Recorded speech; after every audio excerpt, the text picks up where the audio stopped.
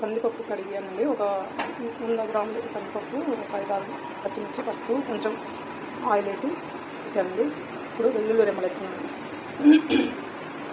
ఈ వెల్లుల్లి వేయడం వల్ల మనకి పప్పు కొంతమందికి పడదు కదండి, అలాంటి వారికి గ్యాస్ట్రిక్ ప్రాబ్లం అనేది రాకుండా. కొన్ని మెంతులు, కొంచెం జీలకర్ర, కొంచెం కరివేపాకండి.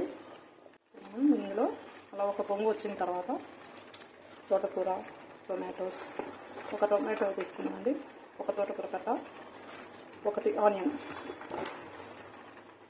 ఒక పొంగు రానిచ్చిన తర్వాత ఇవి వేసి అప్పుడు మనం కుక్కర్కి మూత పెట్టేసి విజిల్ వచ్చే వరకు 3-4 విజిల్స్ ఉడికించుకుంటే పప్పు టేస్టీగా ఉంటుంది.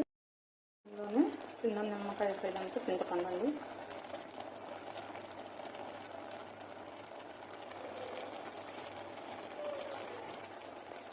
ఇప్పుడు మొత్తం ఒకసారి ఇలా కలిపేసుకొని